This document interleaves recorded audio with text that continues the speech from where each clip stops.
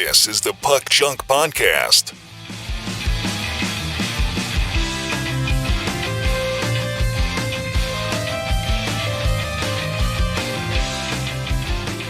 Hello and welcome to the Puck Junk Hockey Podcast. I'm Sal Berry, and with me today is Clemente Lisi. And today we're going to talk about a couple of things. It's been a while since our last podcast, so we gotta pay our respects to the Arizona Coyotes.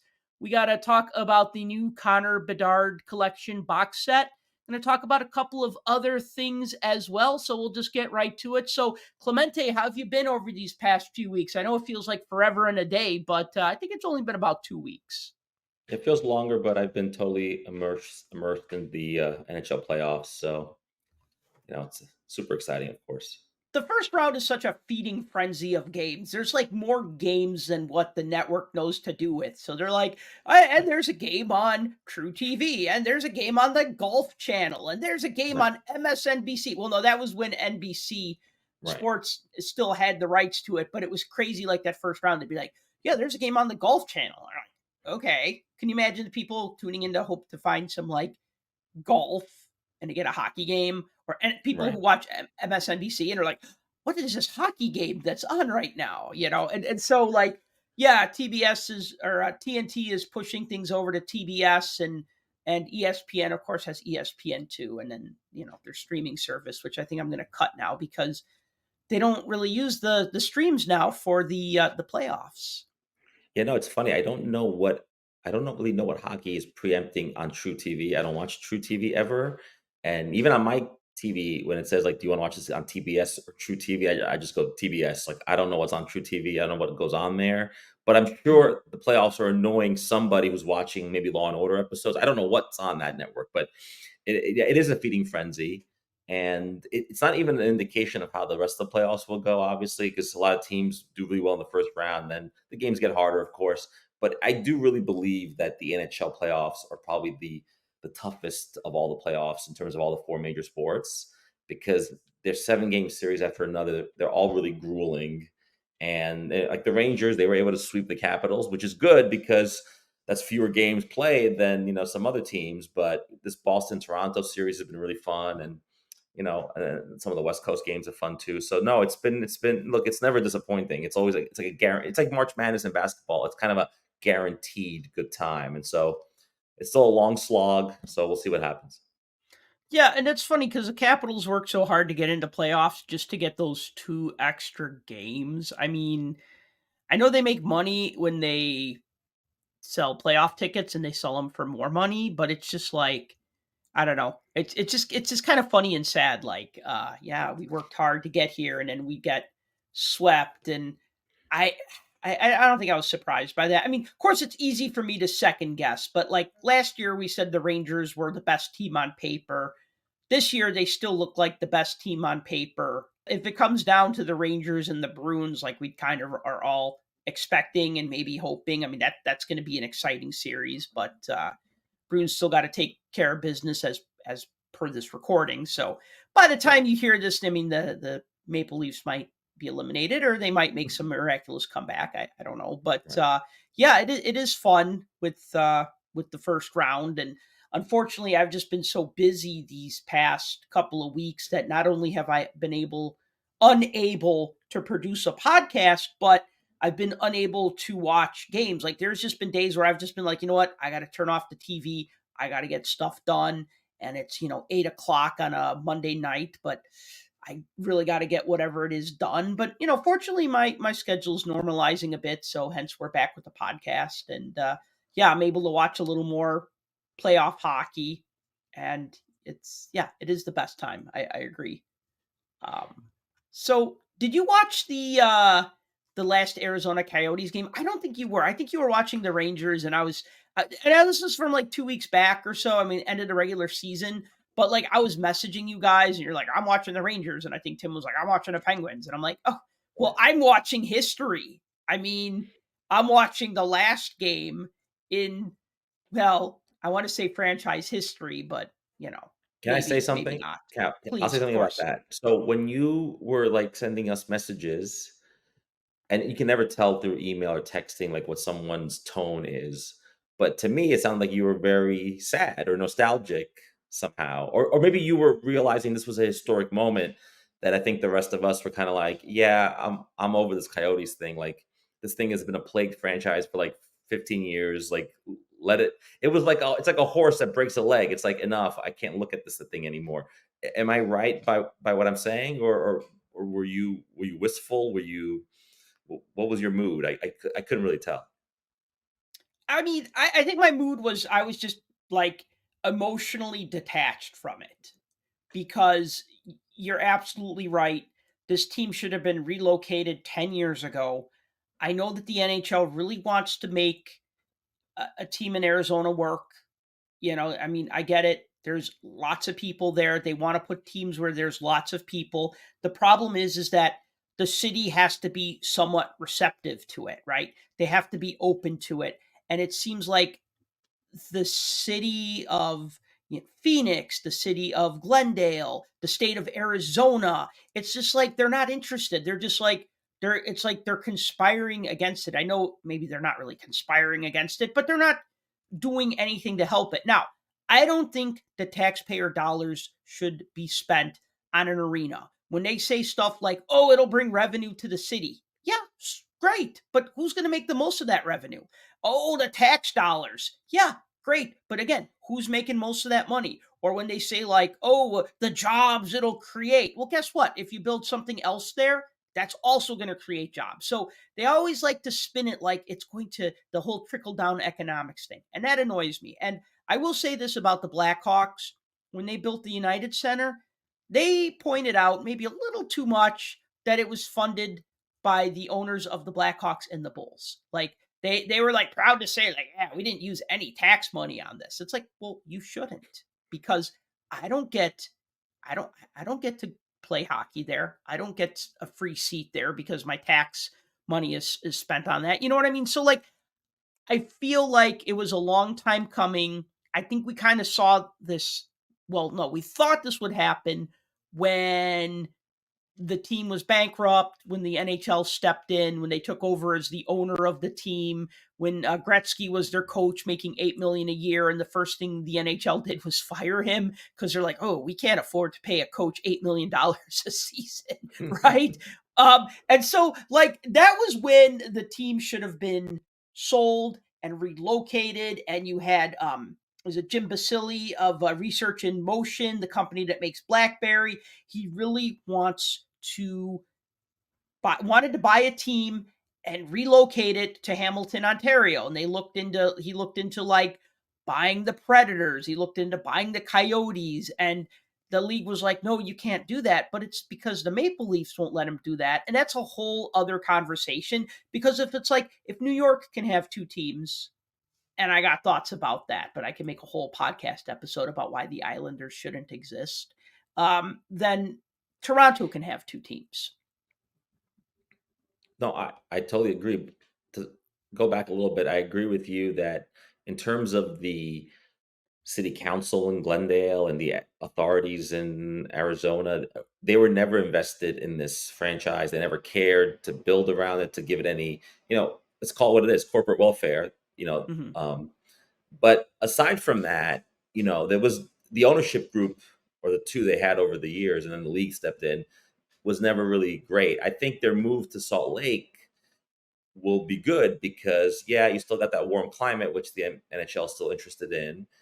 But I think you generate more buzz in that part of the country now that Vegas has a team, and just having an owner who has an NBA team as well. I think that duopoly of having an NBA team, NHL team in the same building, we see that all over the league. That is successful. I think it'll be successful. I think just the hype it generates of being in a new market. Now we'll see, if Salt Lake City is the kind of place that can attract, hockey fans, and maybe it will be like Vegas and Seattle where there is this appetite clearly for it. So we'll see what happens. I mean, I wish this had happened, like you said, sooner, because it's like a black eye for the league.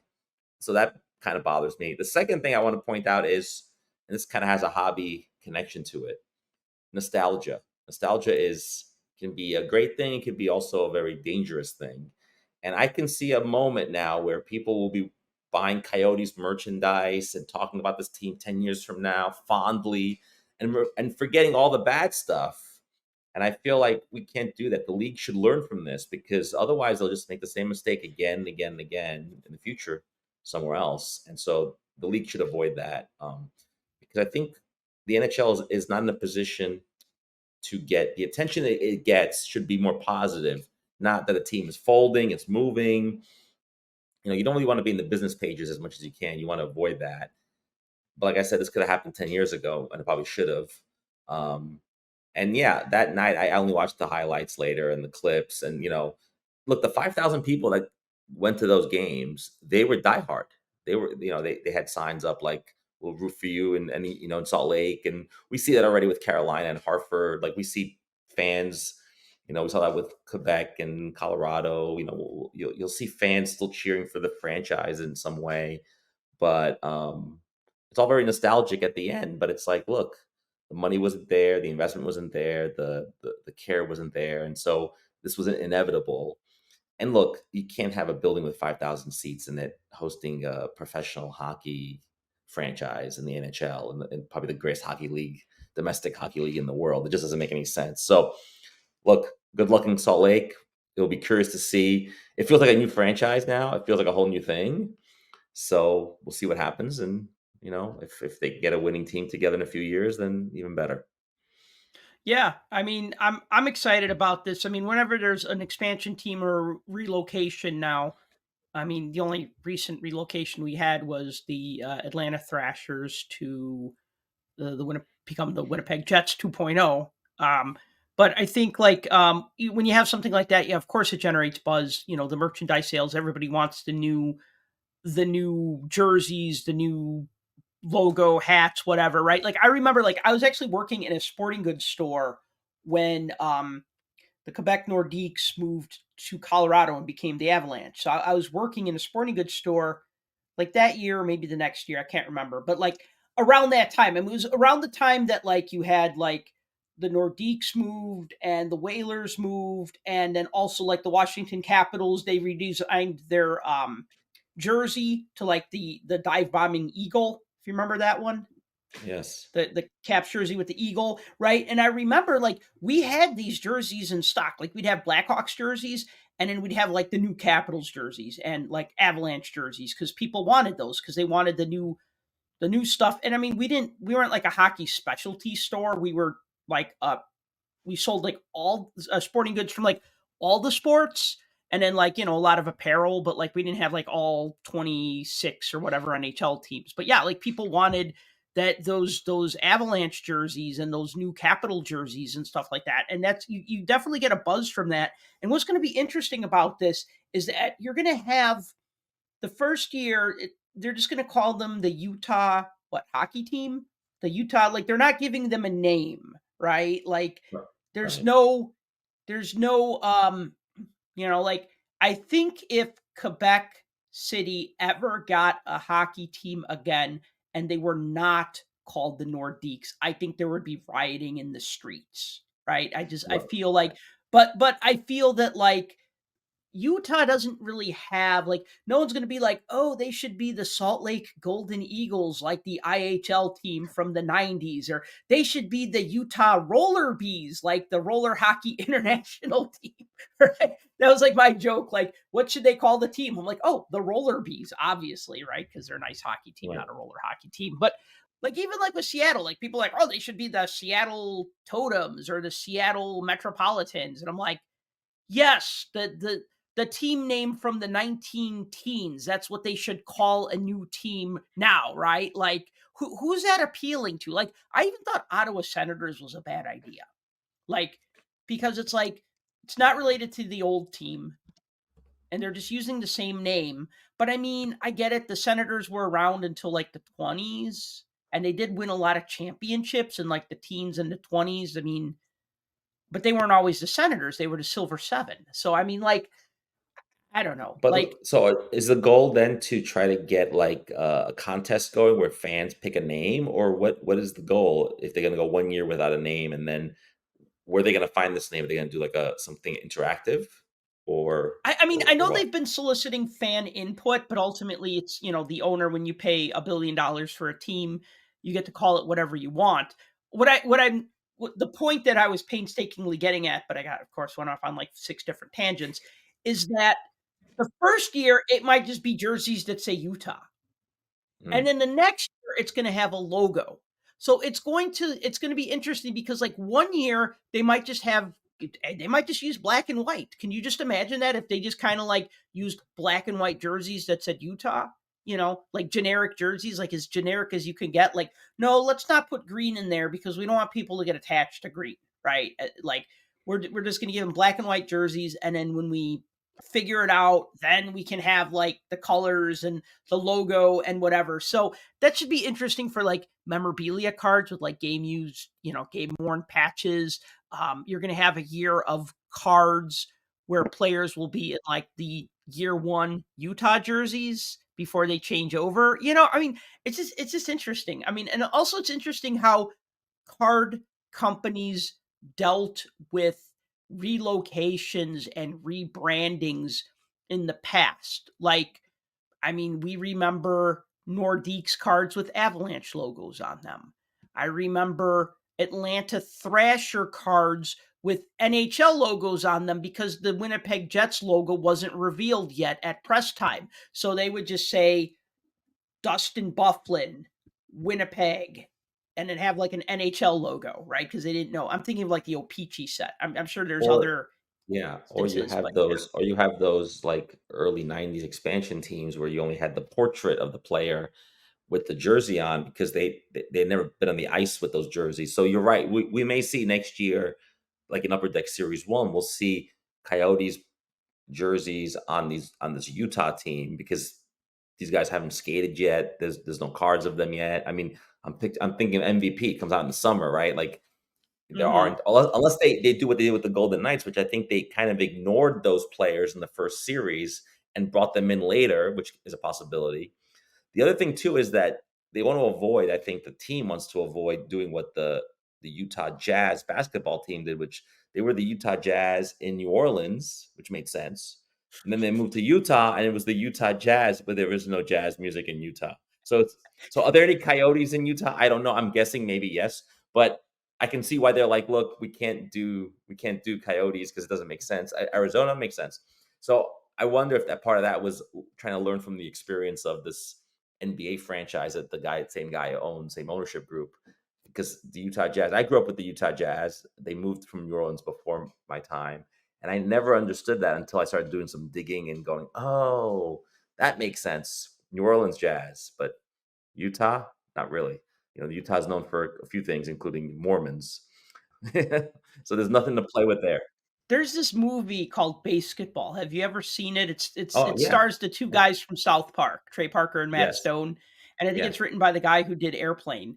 And so right. it's like a sports satire movie, and, like, the first 10 minutes of the movie is funny because it's like this mockumentary about the fall of modern professional sports, and, like, the narrator goes like, "The Minneapolis Lakers moved to Los Angeles, where there are no lakes. The New Orleans Jazz moved to Utah, where they don't allow music." I love it. Like they use like a third example. I don't remember that. I just remember like they moved to Utah where they don't allow music, and I'm like, yeah, that sounds accurate, right? And the one thing I just want to point out, not to correct you, but with Upper Deck Series One, the first year of the Golden Knights, what they did do was they had a couple of cards, like I think 4 cards of players. Remember they did that expansion draft where they had like Marc Andre Fleury come out and he was in like a Golden Knights Yeah. jersey. And like remember they Yes. were like revealing like the picks slowly, and then they had like them come out on stage at the end, like 4 of them. And so Right. Upper Deck used photos from that, which I thought was clever.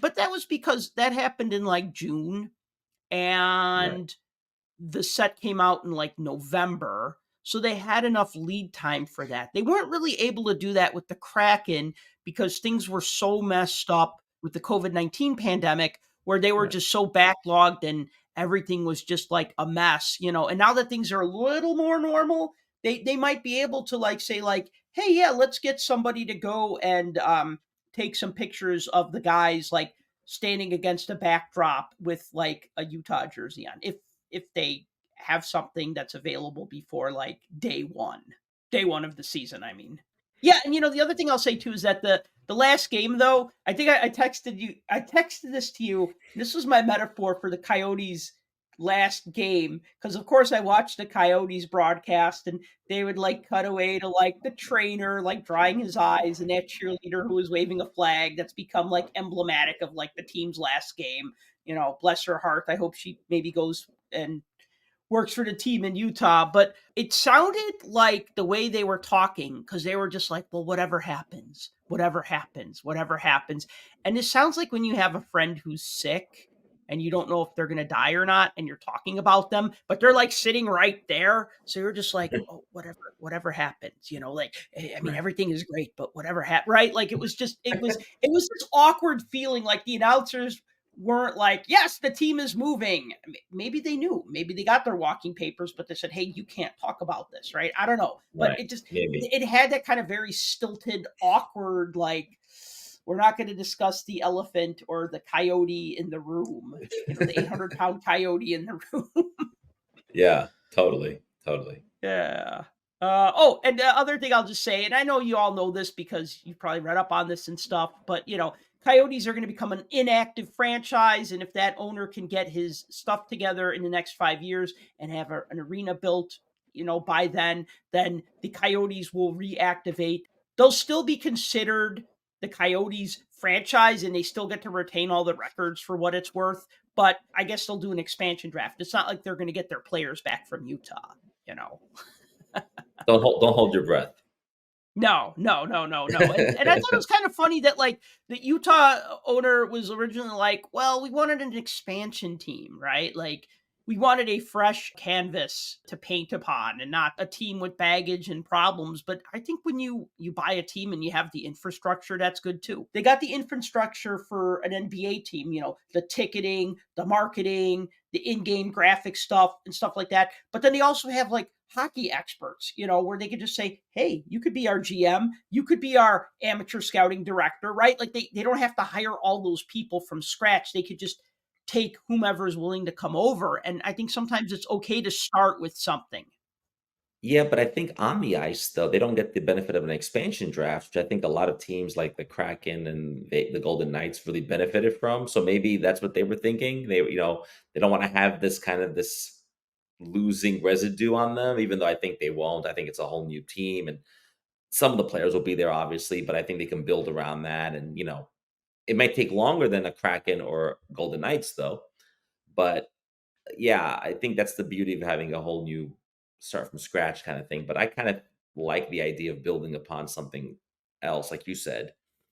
But we'll see what happens. I mean, either way, it's gonna be a slow build. I just think there'll be enthusiasm because in a new market, there's enthusiasm. And I agree with you with the ticketing and the marketing. You can market with the basketball team. You can do, you get these tickets, you get these free, whatever giveaways they want to do. And I think there's a lot to build upon. And I think in the end, Utah and I think Salt Lake City is a major American city, and I think there's a lot of sports fans in that vicinity. And whenever you look at a map of the United States, there's always that sort of middle part that's kind of empty. Even in baseball, like the Colorado Rockies are there, but then there's nothing else around it.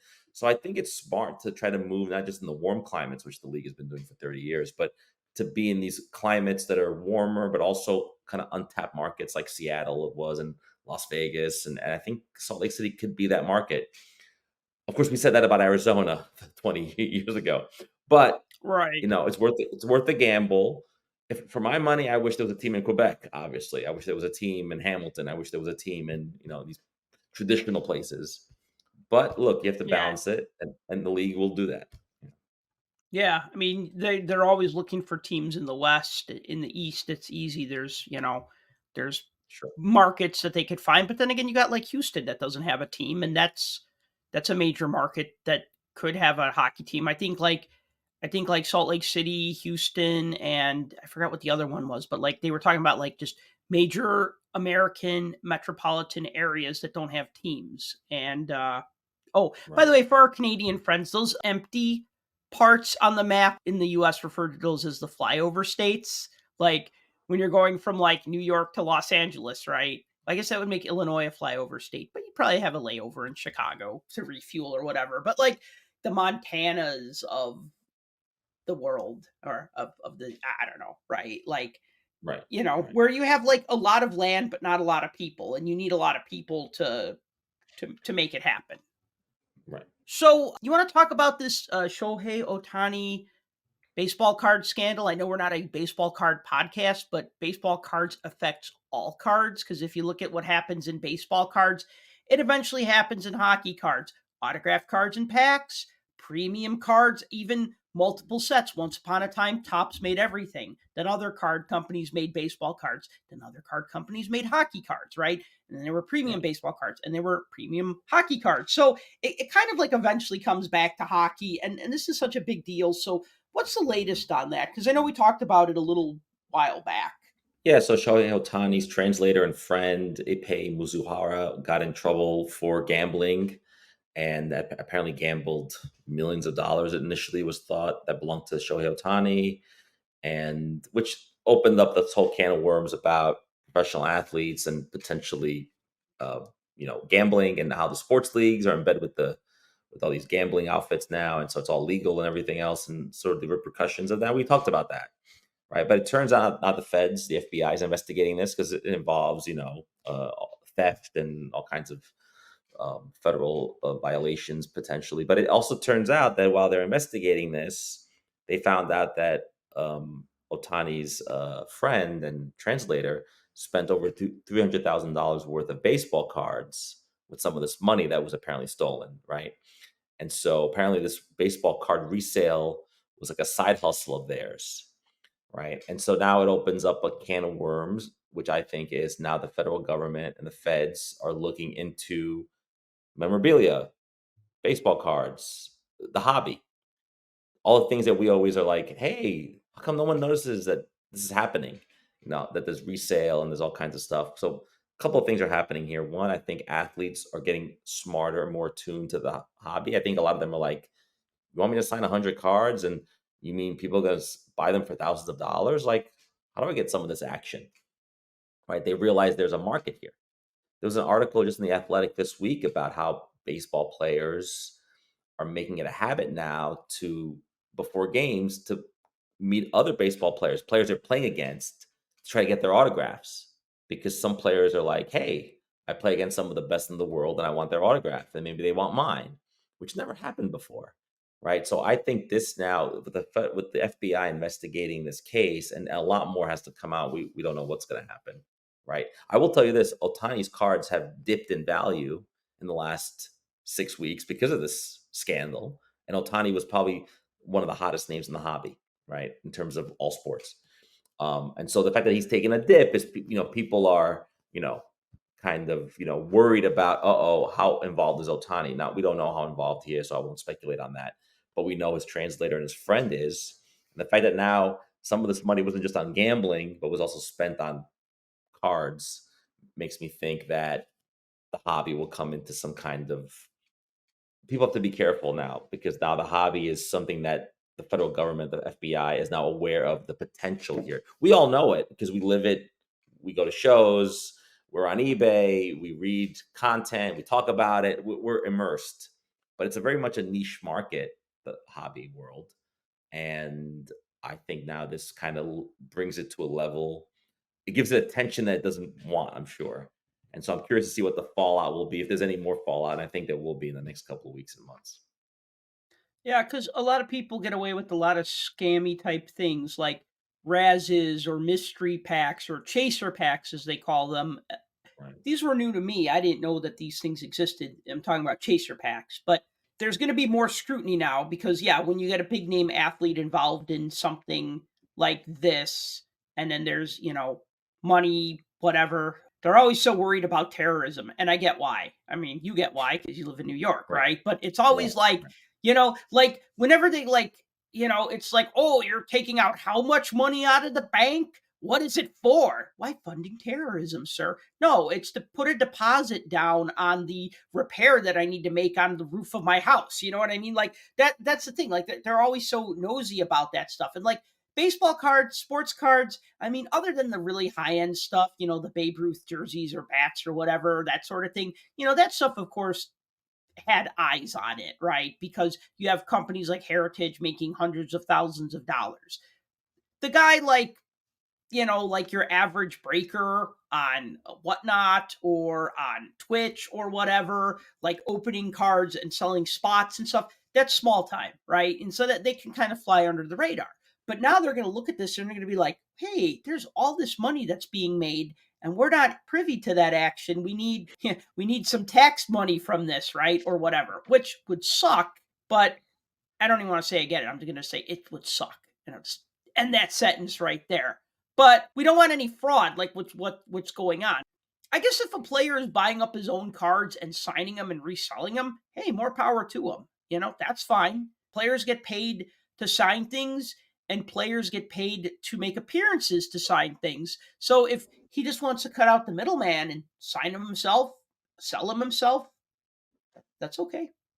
Yeah, and I don't know if that's what's happening, but you have, I think, a situation where if you have all this money that was won, let's say through gambling, let's say you won money, and then you went and you bought all this stuff at the National, but none of this stuff is recorded. No one's paying taxes. No one's recording. I could basically take $300,000 worth of ill-gotten gains. It could be drug money. Who knows? And I can sink it all in art or properties, or better yet, I can buy memorabilia, I can buy cards, and now I have this asset, and then no one knows how and then I can flip those later, and no one knows how you got that. So that's part of the problem too. I think that, and then we already are seeing what you're saying with ComC and eBay. The government wants to get involved now. The government wants to be able to tax you if you sell over $600 or whatever it is, because I think some people are I don't think it's Otani type of side hustle, like where maybe it's millions, but there are people who during the pandemic got these hobby side hustles, and I think a lot of them make good money. Like a lot of YouTubers are making good money with these mystery packs, which, if you think about it, is kind of gambling because you don't know what you're going to get. And some people who buy spots in these breaks kind of get the exhilaration of like, it's like gambling. Oh, will I get that card? What will I get? There's that kind of game of risk, game of chance kind of thing. Is it really gambling or not? It There's a is. It lot of, it yeah, it absolutely is. is gambling. I mean, Right. I remember back in the early 90s, I remember they talked about 50-cent packs of cards being gambling. Like I read this, it wasn't in Beckett, it was in another magazine. And it was like, they said, yeah, a kid goes to a store and he spends 50 cents on a pack of cards. And then he gets, say, like a Donruss, so maybe this would be the 89, but like, say, like Donruss, Ken Griffey Jr. rookie card, rated rookie, right? That's the $5 card, right? So if you bought a pack for 50 cents and it's a $5 card, but then the dealer says, hey, I'll give you $2 for that right now. Well, you've just made 4 times your money back. So, I mean, it was gambling, but it was on such a small scale, right? Like it Yeah. was like Yeah. 50 cents to $2. I mean, I remember like the one example, like being really high end, was the 1990 Hoops Detroit Pistons card that was found like one in every box or one in every other box. And I'm ashamed that I don't remember because I wrote an article about it for Sports Collectors Digest. I do know that they would also, if you called them, you could buy the card because people were so angry that, oh, I built the set. Now I need this Detroit Pistons championship card and it's one in every other box, right? Like I think, yeah. And so like people would say like, oh, I remember I was at a shop and somebody opened a pack and they got that card and the dealer offered them, $30 on the spot for it. And he only paid $18 for the box because they were 50-cent cards, right? So like, Right. yeah, still, again, small scale. The gambling that I like to do, I guess, is more of the prospecting. Give you, for instance, you guys were maybe you were making fun of me. Maybe Tim was making fun of me. I don't remember. Tim always makes fun of me, and he's not here today to verify this or not. But last year, I bought 4 Sergei Bobrovsky Young Guns cards in the middle of the playoffs. And I said, if they win this series, it's going to be because of him. Or if they win the cup, I should say, it's going to be because of him. Well, they didn't win the cup last year. And my 4 Sergei Bobrovsky cards did not appreciate for more than what I paid for them. But you know what? I still got 4 of his Young Guns cards, and I'm happy to have them. You know what I mean? Like, maybe I'll trade one of them to somebody who's a Panthers fan, right? Maybe he'll win the Conn Smythe this year when the Panthers win in 6 games over the Vegas Golden Knights, right? It could happen or nothing could happen, right? I'd be more salty if I paid $200 for a spot in a break of SPGU and didn't get anything worth that. Right. The unknown, I guess that's what I'm getting after, is like, I don't mind overpaying or paying a lot for a card, and even if it doesn't appreciate in value, you still have the card that you wanted. But I mean, I'm making too much sense here. I'm sorry. I know. I'm just preaching to the choir. Yeah, no, I get what you're saying, and I'm just I think for me, the story highlights sort of the nature of this gambling aspect, and also, there's a lot of liquid money that people can flip over and turn into these assets, and then pick up cards, and then whatever. Or there's the whole thing with the whole whatnot thing, where people, the breakers, and look, we need breakers because they break product and they get cards out there for people like us who want to buy singles. We need breakers, otherwise this stuff wouldn't get in the wild. I get it, but there's also this part of it that I think, and we're not in that group, that are watching YouTubers every night. They're sinking $100s a week. That becomes like a gambling habit, and that's dangerous. And I think this Otani thing may highlight that, and may bring with it more government regulation when it comes to the way breakers act, for example. And if it does that, then it'll dent the hobby. It'll create it'll create. And the other part I agree with you too is they want a piece of the action. They're like, look, all these people are generating revenue right under our noses, and we don't even get a penny out of it. That's not going to work. So I agree. So we'll see what happens. That's sort of to, keep following that story, see what happens with it. Yeah. So the Toronto Spring Sport Card Expo took place this past weekend, and I was unable to make it there. Clemente, you were unable to make it there as well. But I understand that some of the big news that came out of the show over the weekend, well, one of the pieces of big news is that a 1955-56 Parkhurst Quaker Oats set was brought to the expo, and I guess taken, was it to Classic or Heritage? Like, who's going to sell it? Like, so what's the story with this?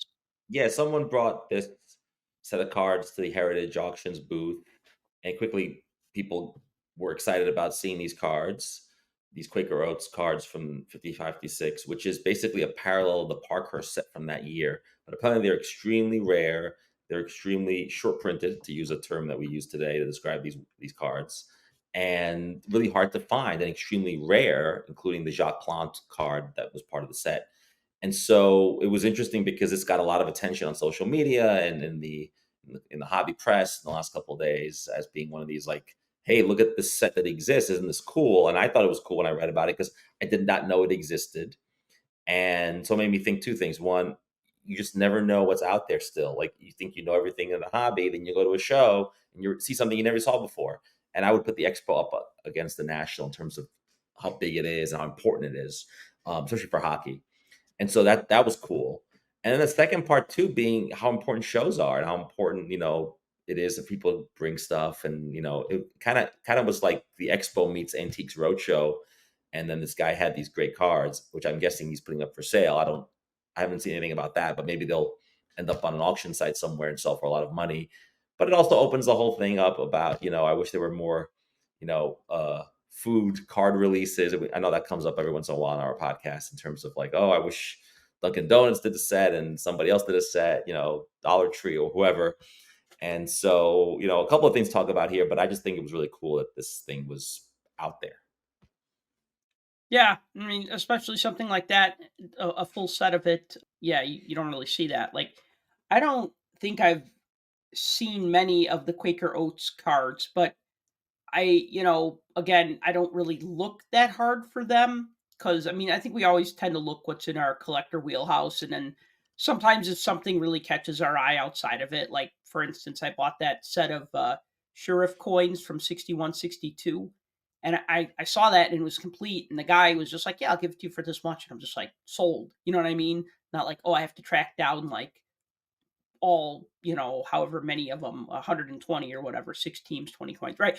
So yeah, like when you get like a full set, and it's interesting that they took it to the expo and not the national, because I think if it was anything not hockey, I would take it to the national. Well, I guess it doesn't matter who's going to sell it, or I guess it depends on who's going to sell it. But definitely taking it to the biggest hockey show in the world is the right thing to do.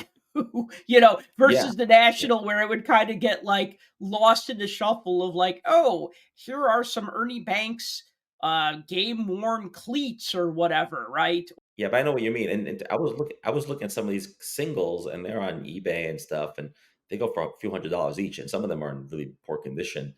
But they look exactly like the Parkhurst cards, except on the back it says Quaker Hockey Trading Card, like at the bottom, Hmm. which is the only distinguishing thing. On the front, you can't tell the difference. And so I think maybe people even may have some of these singles and don't even know it. Maybe they confuse them with the regular set. So I Hmm. just didn't know they were out there. And so, but it makes sense to show up at at the expo with them, not the national. And maybe you're right. Maybe if someone had gone to heritage auctions at the national with this set, it wouldn't be written about because there's so many other stories coming out of the national that are baseball related, football, whatever, all the other major Right. sports. So it makes sense. And maybe the guy's Canadian, who knows, the collector. But either way, cool story. And when you're not at a show like the expo and you're kind of trying to watch a show from afar, it's not as enjoyable. Obviously, you're not there living it. And yes, the show was big on Bedard and everything else, all the stuff that we all imagine and expect. But like I said, this was a kind of a rare find kind of thing, and I kind of thought it was fun. And look, as someone who collects, someone who writes about the hobby, talks about the hobby, there's stuff out there I still don't know about, and I learn about every day, which I think is really cool. So let's talk about this Connor Bedard Upper Deck employee signed rookie card going for big bucks. So, just to give a little backstory on what this is from, and I don't know the specifics about this card because I've only seen a picture of it, but I haven't like looked too much into it. But I know what Upper Deck does is they will give their employees special cards that only they get, and they can do whatever they want with them. And I'll give you a parallel. When I worked for RC2 Toys, we had a line of diecast cars called Johnny Lightning. And every year they would give us an employee car. It was like a Christmas car, if I remember correctly. Like it said Happy Holidays or whatever. And only the employees got these cars. And I remember one year I was working Lightning Fest, which was our collector convention, and I was talking to the people who were attending the show who were fans.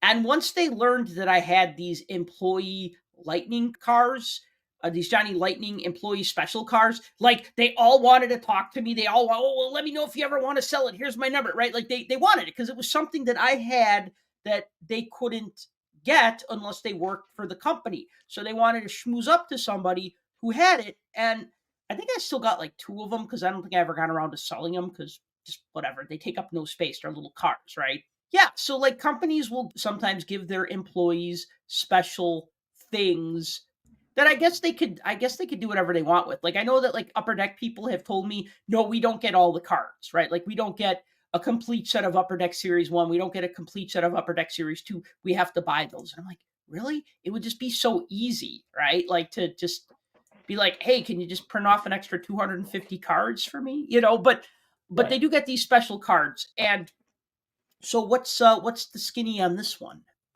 Yeah. So I was all over eBay the last couple of days and weeks looking for the Dart Young Guns card because we're all still looking for that card, obviously. And I saw some of them for 375. So they're kind of holding steady. It's not too bad. It's getting within closer to most people's price range, and if he wins the Calder, then forget it. But in my search for this, I did see some cards that I had never seen before, and we know there's a few different Bedard rookies out there already. But these are selling on eBay. A lot of people are posting them as Connor Bedard Upper Deck employee exclusive rookie trading card, and they're signed on card in gold. It's got like a gold background. It's got Bedard skating with a stick. And so I was like, well, what are these? And they're going for about $1,900, $2,000. And I looked a little deeper in the back of the card. It says, congratulations. It is with great appreciation and gratitude that we present you with this employee exclusive card. Upper Deck has always partnered with the best athletes in the world, past and present. We are proud to present you with this trading card with an autograph, Connor Bedard. This autograph was signed in the presence of a company representative, blah, blah, blah. Okay. So, like you said, these cards are not, you can't get them out of a pack or any box. Okay. So they're hard to find. And so people are willing to drop 2K on a raw card now to, for his autograph. Okay. That's a lot of money. But it made me wonder, like, yeah, it's cool to get these cards. I'm sure some people who are collectors and work there want to hang on to them. I'm sure some collectors, some workers are like, I'd rather get like $1,000 bonus every year at Christmas, and I don't want the card, which makes me think this is why people are selling them. They're like, well, I don't want this card. I'd rather have the money. And I guess Upper Deck doesn't care what they do with them. But it just made me think, like, oh, what would I do with this card? Like, if I worked at Upper Deck, would I keep it? Would I sell it? It's kind of cool that we give you a card, but at the same time, you're like, hey, I can make $2,000 off this one card. Like, it'll just sit in my box and gather dust with my other cards, right? So, it's just an interesting quandary to find yourself in. And I'm sure these Upper Deck employees, many of them don't seem to have a problem with it because there's plenty of these, at least a few of them on eBay already. And I just thought, what would you do with it, Sal, if you worked there and someone gave you this card? Would you keep it, sell it? What would you do? I mean, I'd like to say if I got a Bedard card, I'd keep it, but that's because I'm a Blackhawk fan who lives in Chicago, so it just makes sense to Right. me. Sometimes I'm of the mindset that anything that I have and I sell, I can always buy back. I might pay more for it later on, but almost Mm. everything is findable. I mean, if you think about it, there's very few cards, like Honest Wagner would be an example, right? Like, there are very few cards that you can't easily replace. I mean, there's no shortage of Mickey Mantle rookie cards. It's just in demand, you know what I mean? But there's a Right. lot of them out there. Wayne Gretzky Right. rookie cards, it's in demand, but there's a lot of them out there. Go on eBay, you'll find tons of them. These cards, you won't find tons of them, but I'd like to say I would keep them. I will tell you this though. Back at the 2021 National, and this was the first card show that I had done in a long time, somebody came up to me with the set of Upper Deck employee cards. 2021 was a 6-card set. It had Alexei Lafreniere, Kirill Kaprizov, Sidney Crosby, Connor McDavid, Tim Stutzla, and I forgot who the sixth card was. Maybe it was Patrick Kane, maybe it was somebody else. I can't remember. And this guy came up to me and he wanted to sell me these cards. And we couldn't agree to a price. But then I kind of looked back and I thought, oh, well, maybe I should have paid him what he wanted. But then I think about it and I go, well, that Lafreniere wouldn't, like, I wouldn't recoup any money on that one really because his cards are not hot like they were in 2021. Kaprizov has kind of obviously gone on an upward trajectory. So is Tim Stutzla. McDavid down a little bit because people aren't as hype about his cards as they were in 2020, 2021, but he's still, a great player. I mean, I guess I should have bought that set, but I'm not losing sleep over it, right? Because I didn't know what it Right. was worth. And I threw out a number and the guy got insulted. He's like, well, I want this much. And I'm like thinking, well, if I pay you that much and then I got to sell them for this much. And then I'm like thinking though, like, is someone going to pay $500 for an unsigned Kirill Kaprizov Upper Deck exclusive rookie card? Yeah, the right person is. What makes the Bedard so alluring is that it's autographed. Right. So it doesn't look like another insert. I mean, even an autographed, show me an OPG glossy rookie of Connor Bedard. Okay, maybe it's a $50 card, maybe it's a $20 card, maybe it's a $70 card. I don't know, because these things keep fluctuating so darn much, right? Throw an autograph on it. Okay, well now it's definitely in like the $200 to $1,000 range. Actually, 200 is probably too low. Like 400 to 1,000, right? Depending on what set, what uniform he's in, etc. Right? So put an autograph on anything, and it becomes more desirable. I didn't answer your question. Would I keep it or would I sell it? Yeah, I guess you know what, I'd keep it, but then I'd sell it later. So both. Right. No, and I keep it for now. yeah, Yeah, and then wait for him to get inducted into the Hall of Fame in 2050 or whatever, right. and then if I'm still alive, I'd sell it. Yeah, no, I agree with you that it's just an employee card that has nothing on it. You're right. It's not numbered. You don't know how many they made. It doesn't seem to matter much. But I agree. Once you have an autograph on it, I think what I would do is I think Upper Deck knows these are going to get out there because they don't tell the employees you must keep this card. It's basically we give you this card because we're not going to give you like a huge financial bonus. We'll give you this card and you do whatever you want with it, and that's great. I think what I would do is I think I would sell it, buy myself a nice young gun, Bedard young gun, and then maybe the rest of the money just save it, hang on to it. And so I get best of both worlds because I'm not a Blackhawks fan, I'm not a Bedard fan per se, and so I'm not necessarily chasing his autographs. And then this is the kind of autograph where it's a great card, but if you were at a show and you had it in your case and you said you want 2,000 for it, somebody would be like, I look at the last comp, it said 1,800, so I'm not giving you 2,000 for it. So you can find hagglers even on a card like this that's extremely rare, hard to find. Look, what's not rare is Bedard autographs will not be rare. Maybe on this card it's different, but over time when he starts doing shows, signs more cards, there'll be plenty of look at McDavid autographs. They're out there. It's not impossible to find a McDavid autograph on a card or on Upper Deck, photos or merchandise. And I'm guessing in 15 years he'll be doing shows, and then there'll definitely be no shortage of them. So autographs, I'm always a little worried about autographs. I love autographs, but I also think they're not that rare. They're not that hard over time.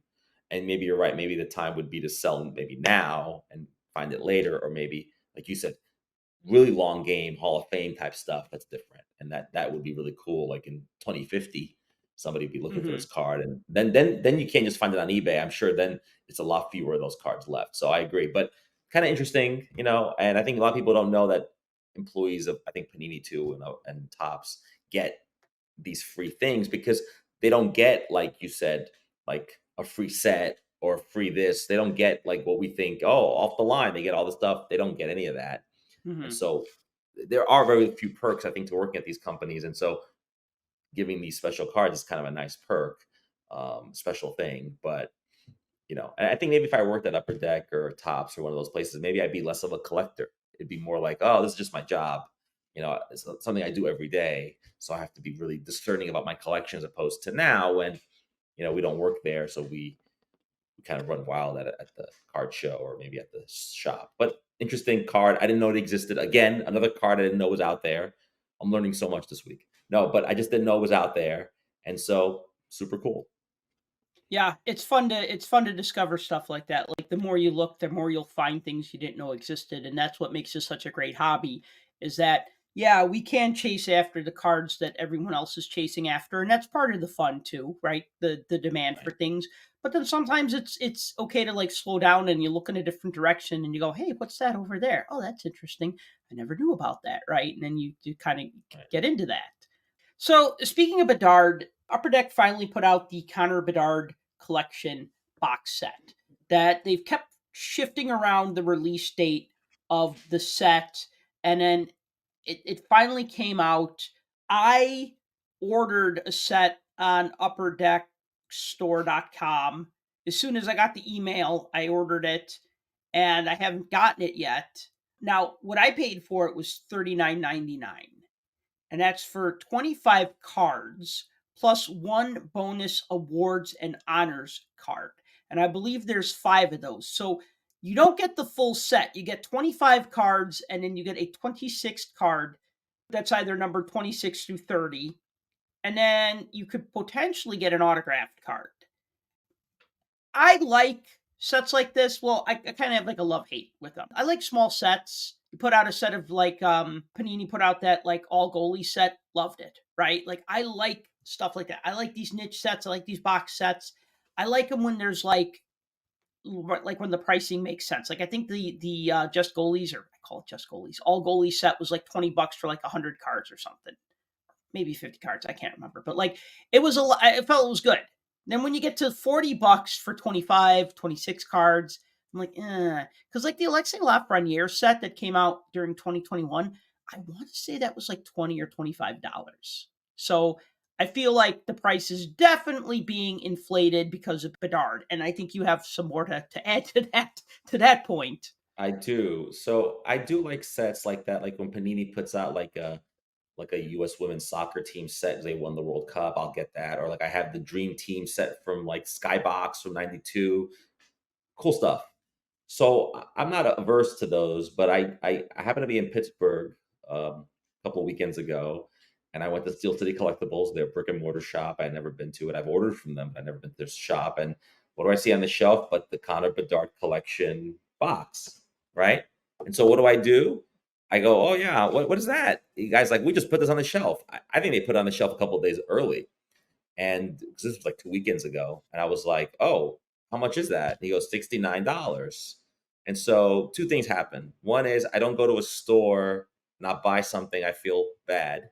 So even if it's still city and they have like a huge warehouse somewhere. So I was like, oh, I should buy something here anyway. So I was like, okay, I'll buy it without realizing that a few days later it was available on Upper Deck for much cheaper than that. And then you sent me a link saying like, "Oh, look, it's sold out," and I'm like, "Sold out?" I'm like, "I bought this thing 4 days ago," and you pointed out the checklist, which I think is part of it. So I bought it thinking two things without knowing anything about it. I bought it thinking, okay, I have a shot at an autograph. I know it's like a lotto ticket. I see a theme here today about gambling, but I was like, it's a lotto ticket. Maybe my box will have an autographed card of his. Woohoo, great. I go, but the worst case scenario is I get 26 card set, which is cool. No, I find out that it's 25 cards plus there's these 5 cards that are randomly inserted. So now if I want to get the whole set, I have to go on eBay and try to find these other 4 of these whatever short printed cards, the award cards, whatever they are. And so now if I want to complete this set, I have to spend another who knows how much money, 5, 10, $20 per card to get to the full set. It could cost me over $100 to complete a 30 card set or whatever it is. And it's not worth it because some of these base cards are going for $5. And the Lafreniere set, which I never bought, I've seen those singles out there in the wild in the last couple of years, and they're going for like quarter, right? Hmm. So part of me is like, look, I get you got to do a box collection because when you have this highly touted rookie and he's your spokesperson, like Lafreniere is under contract, you want to milk it. So you're going to put out a special set. I get that.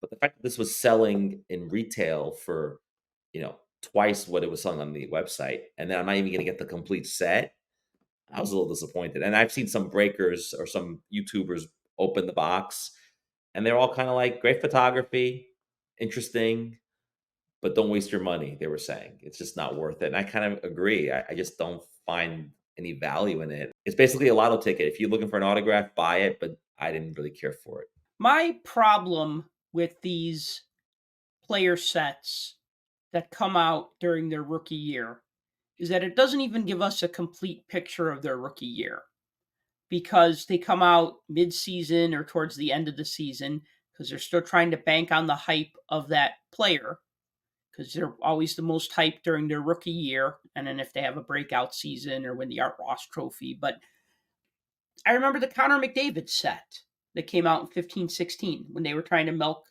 Connor McDavid for everything they could. And I'm talking about Upper Deck here. The set was only just like kind of half. I think went up to I don't know, like mid-season or something. It wasn't that interesting of a set. Okay, here's Connor McDavid playing bubble hockey, right? Like at a hockey table. It just wasn't that great of a set. Did I buy it? Of course I did. They did a set with Crosby in 05-06. It kind of went up to like the point where he got the A. He was made an alternate captain.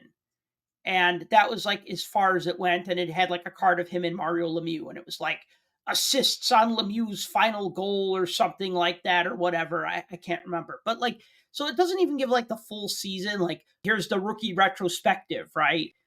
You don't have to do all 82 games. And with Bedard, he didn't get 82 games anyways. But like, I just feel like it needs to be like a complete picture, and it's not a complete picture. So then there needs to be something interesting about it. Like at least you said like great photography, and does it have some pictures of him with Team Canada and some pictures of him with the Blackhawks? Any pictures with his junior team or no? No, no, no junior. 2 or 3 Canada ones, and then the rest of them are all from the Blackhawks. But I can tell they were probably taken from like the first 3, 4. They have his first goals. Fine. It was Right. like the first couple of games they got him on ice, and then that was it. So it's basically a snapshot of his October. Basically October of last year. And so you're right. That was the other thing that I thought about too, was I'm not even getting a complete picture of the season. Like if it included him winning the Calder Trophy, but you're right. Then the hype is kind of fading. They want to strike while the iron's hot, which is now the regular season is ending and the playoffs start. But I agree with you. You're not even getting a complete picture of his rookie season. And like I said, these cards individually don't hold their value. And in the wild, they're worth a couple of dollars. I just thought, now I have to go out there and find these other special cards and spend, a little more money because they're not in every box. Well, this is making this hard now and not enjoyable. And again, I'd rather just try to chase the Young Guns card and just buy that. And I could have saved $70 here, but whatever. You do it. You buy it and whatever. And so, but I wouldn't necessarily tell people. If someone said to me, "Would you recommend buying it?" Like, you bought it on the website for, you said 25, whatever. 40. 40. 40. Oh, okay, 40. That's okay. That's already past the line. But if Yeah. someone said, "Oh, I saw it at the card shop for $80," I'd say, don't do it. Don't, or 70. Oh, I'd say don't bother. I can see this box going up in value though a little bit, unopened.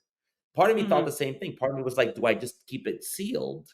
But I'm like, I don't buy cards to just keep them in boxes sealed. I don't do that. Like, I did that in the 90s. I don't do that anymore. And I'm like, I don't need to have this box. I bought it so I could rip something.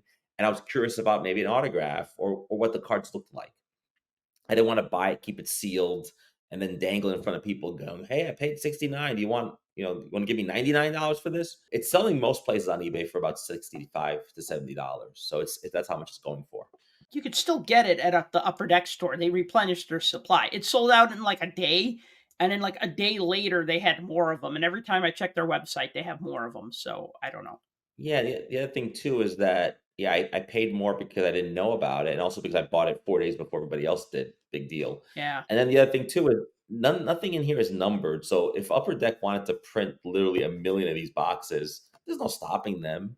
This is not a Young Guns card. This is just like an extra box set, and they can print this to the heart's content. I don't think anyone will be talking about this in 5 years at all, or maybe not even a year from now. I think they'll be talking about his other cards, but not this one, not this set. So just because this is something I like to geek out about, and I actually wrote an article for Beckett maybe about 10 years ago called Center of Attention. And it was about players, all centers, coincidentally, who had their own special standalone sets. And so Connor Bedard becomes the latest hockey player to have his own special set. But of course, when I wrote this article, this was before McDavid and Lafreniere came into the league. And also Jack Eichel got his own set around the same time McDavid did because they both had the same rookie year. But that was put out by Leaf, and all the Sabres logos were airbrushed out, and it was just really a terrible looking set. Like, all the photos looked dark, and there were like no logos, and there was like no variety in the photos. Like, you need to have a close up. You need to have a shot without the helmet. You need to have action shots. You need to have candid shots. You need to have like all of those shots. Like, Leaf just literally pulled like a bunch of action shots, airbrushed out the logos, and that was it. It wasn't an exciting set. The thing that was nice about it, though, is that it had an autograph.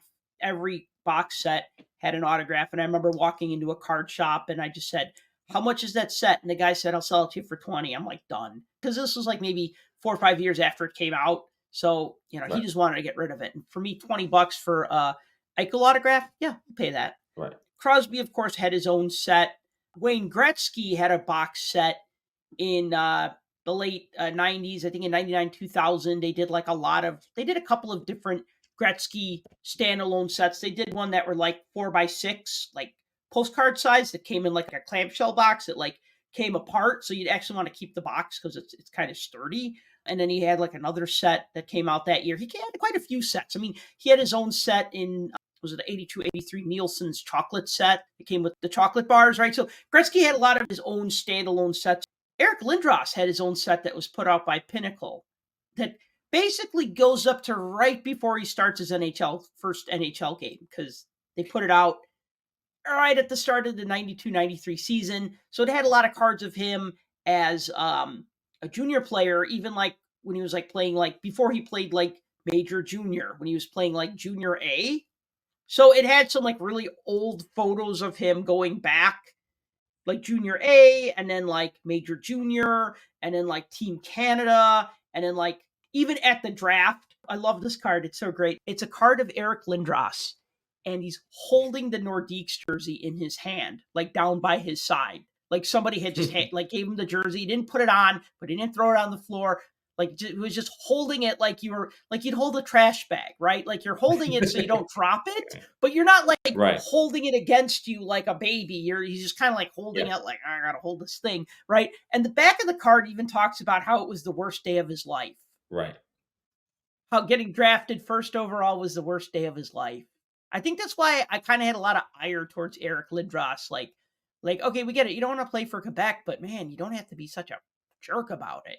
But he was a trailblazer in that. And then the only other one I want to point out, or only two, Mario Lemieux had his own standalone set called Mario Moments that was sold at the Giant Eagle grocery stores in the Pittsburgh area. And Brian Trottier had his own set that was put out by the Islander News. And it was funny because like the back of the card had like a safety tip, like say no to drugs and stuff like that.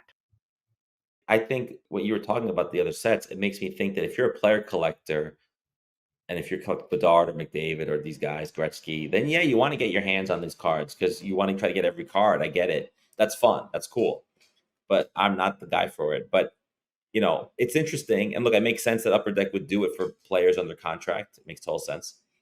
But yeah, I was a little disappointed. I thought it'd be more fun and more, and more variety in terms of the course of the season. That's a big part of it too. And it just wasn't like that. It was, it was basically the fall, and then they padded that out with like, oh look, it's him here working out, and then there's him winning the junior championships, which I've seen a million cards of him in. So yeah, to get the 26 cards, they really had to really, this draft day and all the stuff we've seen already, because there's so many cards of Bedard out there and there's so many photos of him already been used. It's kind of hard to get different here. Mm-hmm. So that's part of it too. But I agree. Maybe in the future, we don't know, future draft picks, maybe Upper Deck will sign those people, those players, and then do something. But I have to think that they're limited because of time, and release dates have to happen when people are still interested. I get that. And so that's part of the push pull here. But interesting product. I'm sure a lot of people will see it on their shelves or at shows and wonder what it is. So I'm glad that we talked about it. Yeah, absolutely. Can't wait to get mine and see which two of the 5 extra cards I get, the awards and honors cards. I will tell you this. How many boxes did you buy? I bought 2. It was limit 2 Okay. per household. Okay. And I looked and I said, yeah, all right, I'm a sucker. Okay. So you bought 2. Yeah, and then I wanted to get the free shipping. So then I had to buy something for $20 to get to $99 because I'm a sucker. So then I bought a 2021 Star Rookie box set because I thought, that might have a Kaprizov autograph. Probably not, because I don't think he has an autograph in that set. Might have a Stützle autograph. Might have a Lafreniere autograph.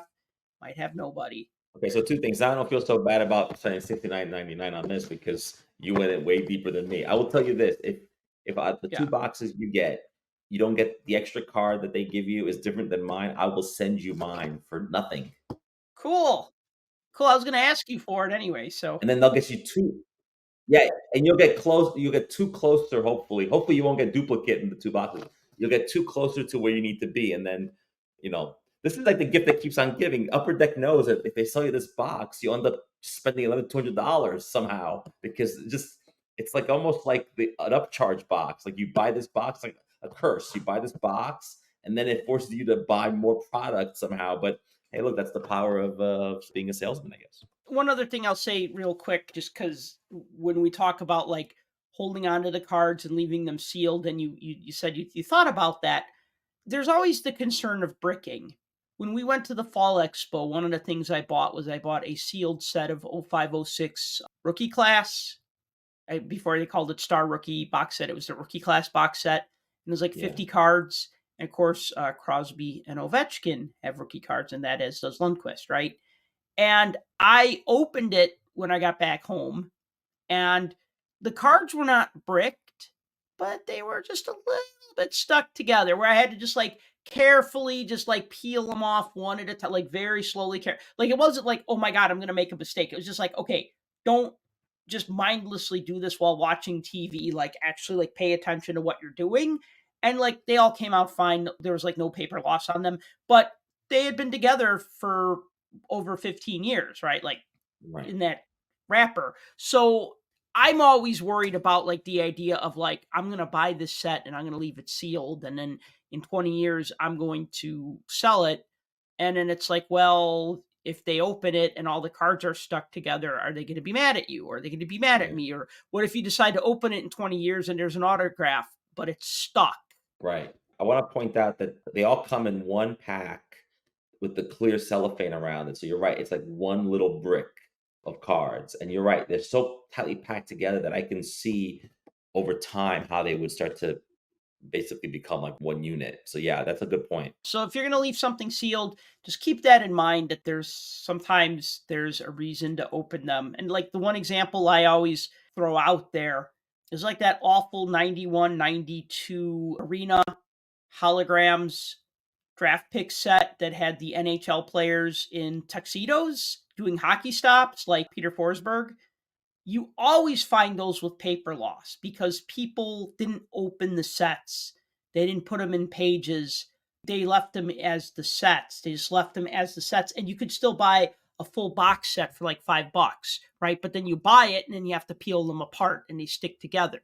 And I even remember buying them at a dollar store in like 92, 93 or 93, 94, like right around there.